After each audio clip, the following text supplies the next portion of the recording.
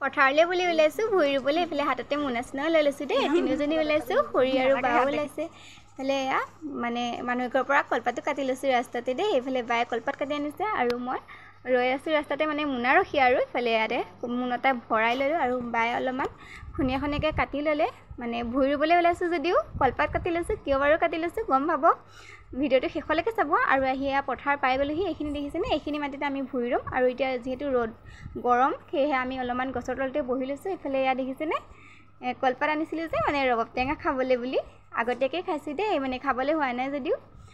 গৰমত খাই ভাল লাগে সেয়েহে আমি গোটেইকেইজনীয়ে এয়া ৰবাব টেঙা খাব লৈছোঁ আৰু মোৰ যদি ভিডিঅ'টো ইউটিউবত চাই আছে তেতিয়াহ'লে ছাবস্ক্ৰাইব কৰি ল'ব চেনেলটো আৰু যদি ফেচবুকত চাই আছে ফ'ল' কৰি ল'ব এইফালে আমাৰ টেঙা কাটা হৈয়ে গ'ল আৰু এতিয়া এয়া খাবলৈ কাৰণে লৈছোঁ আৰু এইফালে খোৱা মানুহ চাব দেই বহিয়া আছে মানে ৰাইজ সকলো এইফালে এয়া দেখিছেনে